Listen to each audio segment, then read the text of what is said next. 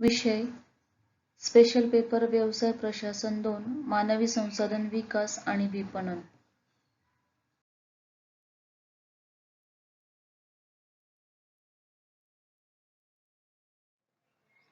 आज आपण स्थल म्हणजे काय, की ज्यामध्ये वितरण वाहिन्या म्हणजे काय, त्याचा अर्थ, व्याख्या, वितरण वाहिन्यांची विविध कार्य, त्याचप्रमाणे वितरण वाहिन्यांचे विविध प्रकार, ज्यात ग्राहक उत्पादनाच्या वितरणाची माध्यमे व औद्योगिक उत्पादनांसाठी असणारी वितरणाची माध्यमे सखोलपणे अभ्यासणार आहोत.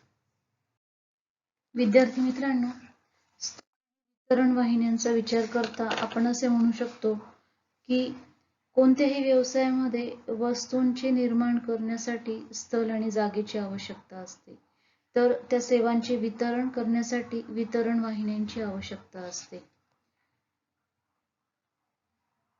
वितरण वाहिन्या या उत्पादक, मध्यस्थ आणि ग्राहक यांच्या मिळून बनलेल्या असतात. उत्पादनांच्या प्रमाणात वाढ झाल्यामुळे उत्पादकांनी वस्तू वितरणाची जबाबदारी मध्यस्थांवर सोपवलेली आहे. उदाहरणार्थ दलाल, अभिकर्ते, कमिशन एजंट, घाऊक व्यापारी, किरकोळ व्यापारी, विक्री प्रतिनिधी इत्यादी मध्यस्थ वितरणाचे काम करतात.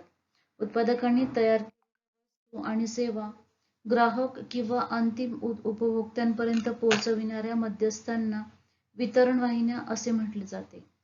वितरण वाहिन्यांच्या व्याख्या आता आपण अभ्यासणार आहोत. पहिली व्याख्या आहे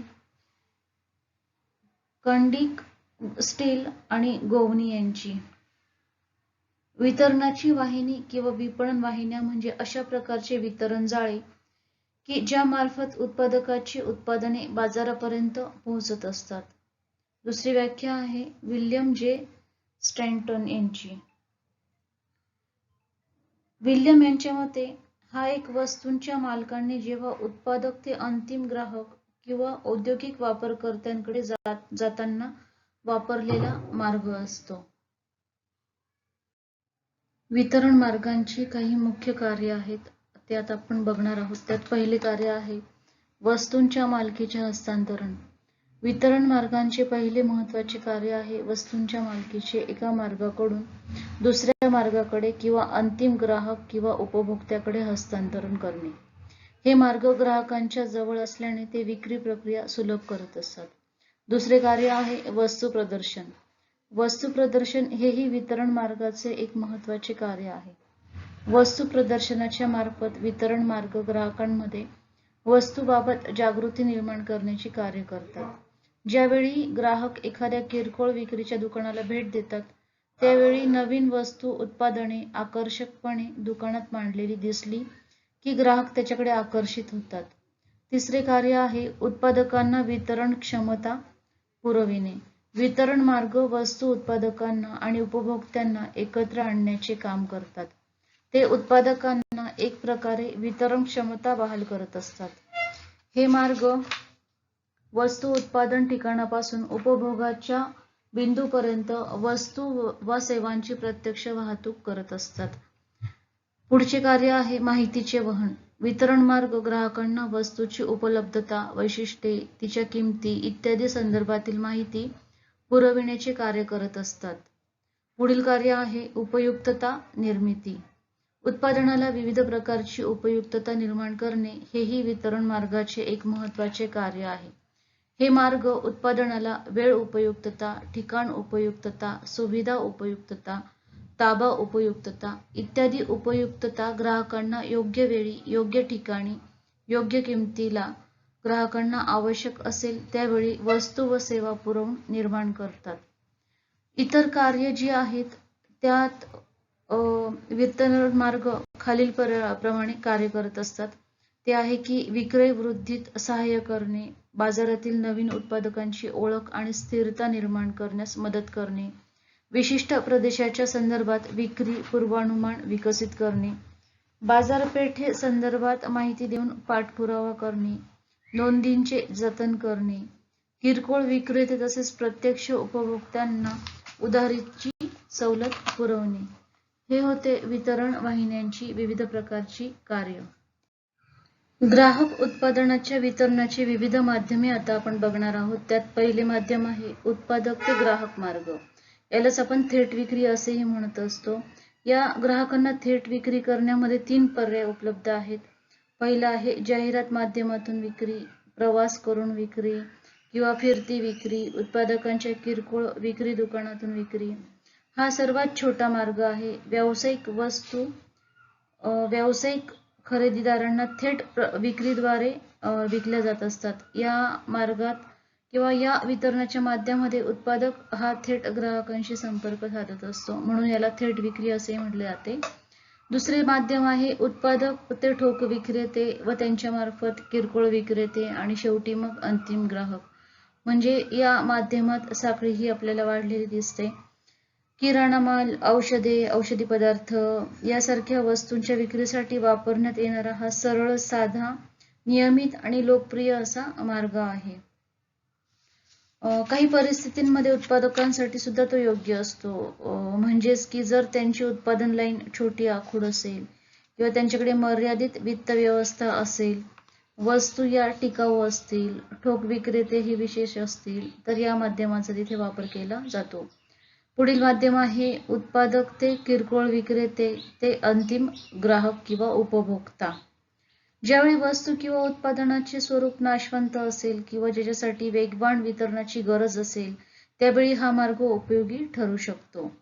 पुढील माध्यम आहे उत्पादक ते मध्यस्थ ते ठोक विक्रेते, त्यानंतर किरकोळ विक्रेते आणि शेवटी मग ग्राहकांपर्यंत ती वस्तू पोहोचत असते. म्हणजे उत्पादक मध्यस्थांकडे ती वस्तू, उत्पादकांमार्फत जे उत्पादन किंवा वस्तू आहे ते मध्यस्थांकडे जाते, मध्यस्थांमार्फत ते ठोक विक्रेत्यांकडे जाते, ठोक विक्रेत्यांमार्फत ते किरकोळ विक्रेत्यांकडे जाते आणि मग शेवटी ग्राहकांपर्यंत ते जात असते.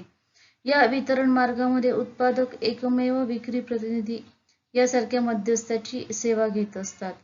हा प्रतिनिधी नंतर या वस्तू व सेवा ठोक व्यापाऱ्यांना वितरित करतो. ठोक व्यापारी ते किरकोळ व्यापाऱ्यांना वितरित करत असतात. याचे सोपे उदाहरण आहे कापड मिल. कापड मिल हे उत्पादक हे मध्यस्थामार्फत, ठोक विक्रेत्यांमार्फत आणि नंतर किरकोळ विक्रेत्यांमार्फत ग्राहकांपर्यंत पोहोचत असतात. पुढील माध्यम आहे उत्पादक ते ठोक विक्रेते ते ग्राहक. जर ग्राहक हा मोठ्या प्रमाणावर खरेदी करणारा किंवा संस्थात्मक ग्राहक असेल, म्हणजे एखाद्या संस्थेलाच जर माल खरेदी करायचा असेल, तर त्यावेळी या माध्यमाचा इथे उपयोग केला जात असतो. ठोक विक्रेते, किरकोळ विक्रेत्यांचा आधार इथे घेतला जात नाही, तर थेट हा माल अशा ग्राहकांना विकला जात असतो.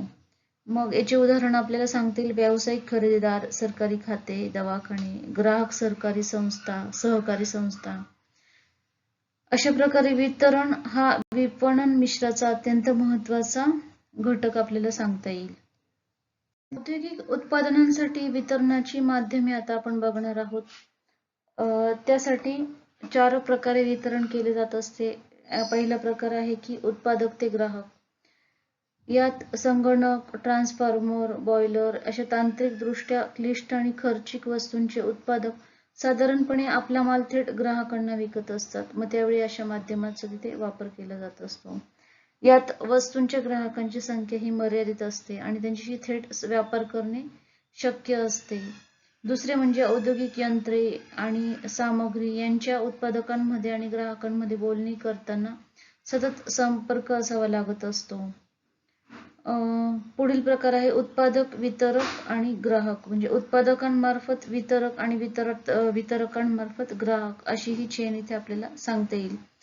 की वेगवेगळ्या प्रकारची लहान यंत्रे, औद्योगिक आणि गृहोपयोगी बांधणीमध्ये लागणाऱ्या वस्तू जसं लोखंडी पत्रे, सळ्या, विटा, सिमेंट यांचे वितरण मोठ्या वितरकांकडून केले जात असते. अशा उत्पादनांचे ग्राहक संख्येने बरेच जास्त असतात आणि भौगोलिक दृष्ट्या सुद्धा ते विखुरलेले असतात. त्यावेळी अशा माध्यमाचा तिथे वापर केला जात असतो.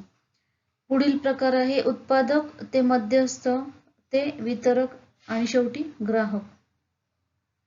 जेव्हा उत्पादकांकडे स्वतःची वेगळी विपणन संघटना नसते, तेव्हा उत्पादक मध्यस्थांचा वापर आपल्याला करताना दिसतात. मध्यस्थ आकाराच्या संस्थांसाठी मध्यस्थांचा उपयोग जास्त परिणामकारक ठरतो. कंपनीकडे स्वतःचे विक्री खाते नसते किंवा विक्रेत्यांचे मनुष्यबळ कंपनीकडे उपलब्ध नसते, त्यावेळी उत्पादक आणि वितरक यांच्यामधील दुवा म्हणून मध्यस्थ हा नेमला जात असतो. आणि शेवटी आपल्याला सांगता येईल उत्पादक, मध्यस्थ आणि ग्राहक. या ठिकाणी देखील उत्पादकाच्या स्वतःच्या विक्री खात्याऐवजी मध्यस्थच संबंधित कार्य पार पाडत असतो. ग्राहकाशी थेट संपर्क आवश्यक असतो, परंतु कंपनीची यंत्रणा ज्यावेळी कमी पडते त्यावेळी तिथे मध्यस्थाचा आधार घेतला जात असतो आणि म्हणून उत्पादक त्याच्या वस्तू ह्या मध्यस्थांमार्फत ग्राहकांपर्यंत पोहोचवित असतात. या होत्या औद्योगिक उत्पादनांसाठी वितरणाची ही विविध माध्यमे आपण आता बघितलेली आहेत.